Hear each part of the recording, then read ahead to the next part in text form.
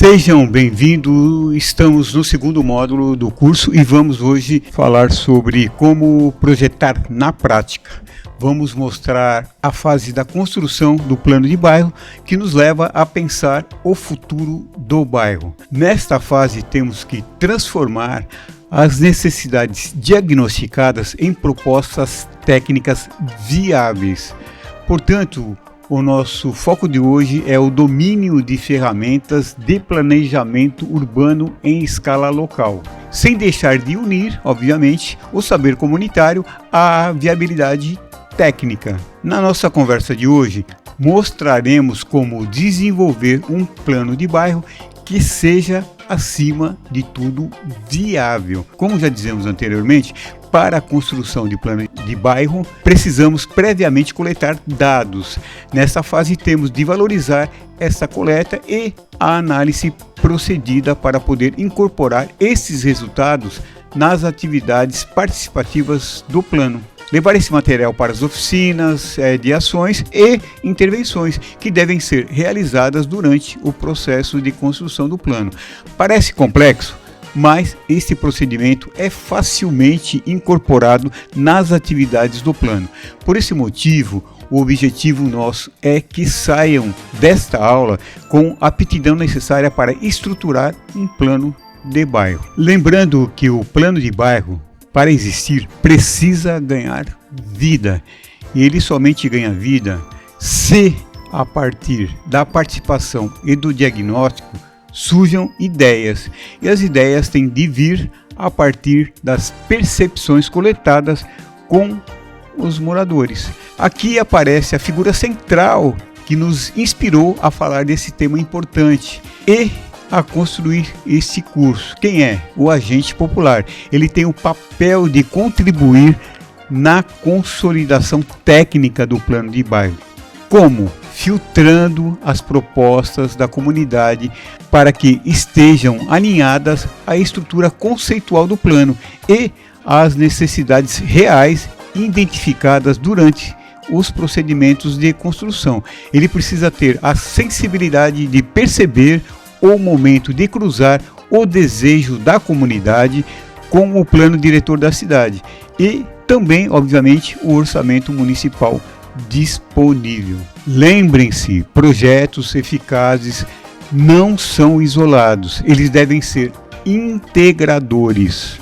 Vamos tomar como exemplo a revitalização de uma praça ou parque qualquer. A praça ou parque não pode ser considerada apenas um espaço de lazer. Uma intervenção bem planejada nesta revitalização deve gerar benefícios simultâneos em várias frentes. Por exemplo, tenho de pensar no conforto térmico, assim entender que o plantio de árvores para sombreamento vai reduzir ilhas de calor. Tenho de pensar na coesão social. A praça ou parque tem de ter espaços para interação.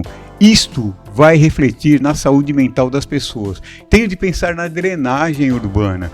Se precisar pavimentar, vou usar pavimentação permeável.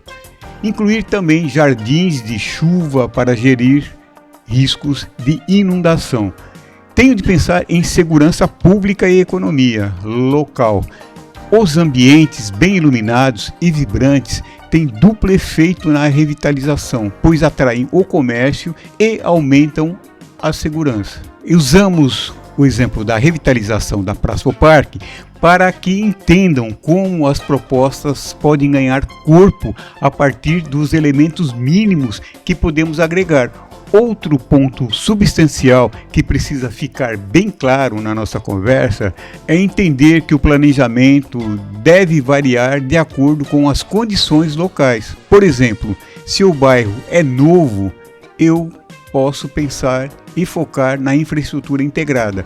Entretanto, se o bairro for consolidado, eu vou focar em conectividade e melhorias de espaços existentes. Mas, independentemente do caso, devemos sempre mirar nos 5 objetivos propostos pela ONU, Organização das Nações Unidas. Já falamos nesses objetivos, mas vamos repetir.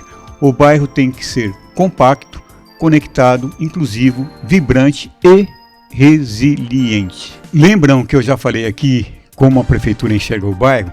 Eles veem o bairro somente como infraestrutura. E um plano de bairros não se faz apenas com obras, é muito mais além disso. Vamos pensar na construção de um plano de bairro a partir de alguns pontos conceituais.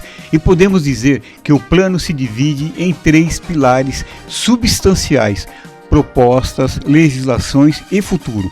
Propostas são as modificações físicas tangíveis, como novas construções, infraestrutura e urbanismo tático. Legislação envolve a criação ou alteração de leis e regulamentos, como o ajuste de zoneamento e leis de uso do solo, por exemplo, para evitar construções em áreas de risco. Futuro são iniciativas de longo prazo que exigem governança contínua, como um programa permanente de mobilidade sustentável ou de educação ambiental para resiliência climática. Notaram que é importante montar uma estrutura de procedimentos e segui-las? Isto facilitará a construção do plano de bairro. Podemos começar pelas propostas e nesse momento aparecem os projetos. Porém, antes de fechar a lista de projetos, passamos pelo filtro da inclusão social e devemos nos perguntar: essa intervenção proposta atende a todos os perfis de moradores? Temos de validar as propostas sob as perspectivas das lentes de gênero, raça, acessibilidade e grupos vulneráveis. Um projeto só é bem sucedido se reduzir disparidades e promover a saúde urbana para todos, garantindo, por exemplo, que rotas para pedestres sejam seguras e acessíveis. Durante esse processo de construção, não basta ter a ideia, é preciso saber onde aplicá-la. Outro ponto substancial nessa atividade de elaboração de planos de bairro é a espacialização. O que é isso? Essa atividade consiste em mapear os locais específicos para intervenções estratégicas. Por exemplo, onde será o novo centro comunitário? Onde a ciclovia terá maior impacto na caminhabilidade? Onde é necessário mudar o zoneamento para proteger uma área verde? Vejam, estão interrelacionando a necessidade e a sua localização. Por que isso?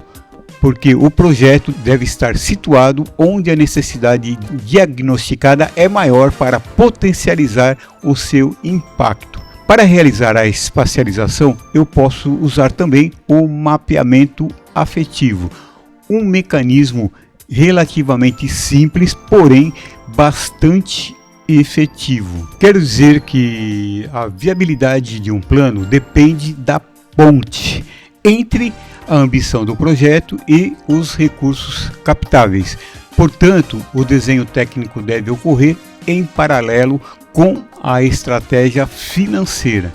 Devemos também analisar se a proposta se vincula ao orçamento ou se exigirá parcerias ou mesmo emendas parlamentares, condições que podem garantir que o plano não seja apenas uma lista de desejos, mas um roteiro realizável. Lembrem-se que esse trabalho deve ter rigor técnico e, para garantir esse rigor técnico, vamos indicar 3 ferramentas fundamentais. O guia de formulação de estratégia. Esse guia serve para consolidar metas e alinhar a visão de futuro. A lista de verificação temática, ela serve para assegurar a inclusão social e incluir temas transversais como saúde e natureza. O modelo de estimativa de custos, ele serve para apontar um cálculo preliminar que sustente a viabilidade econômica da proposta. Observaram que passamos por várias fases para nós chegarmos até esse momento? Podemos dizer nesse momento que temos consolidados a um plano de bairro. Lembrem-se da quantidade de passos e elementos nesta caminhada. Vamos fazer aqui um breve checklist. O plano de bairro deve conter a visão e objetivos, as metas e estratégias, a lista detalhada de projetos espacializados e classificados e a estimativa de custos com a sua respectiva vinculação orçamentária. Estamos fechados? Estamos entendidos? Temos agora um documento que é a prova de que a visão da comunidade pode ser transformada em um território planejado e sustentável. Temos um plano de bairro construído, porém temos que validá-lo. Vamos discutir esse ponto na nossa próxima conversa. A nossa próxima conversa é sobre validação do plano de bairros. Até lá!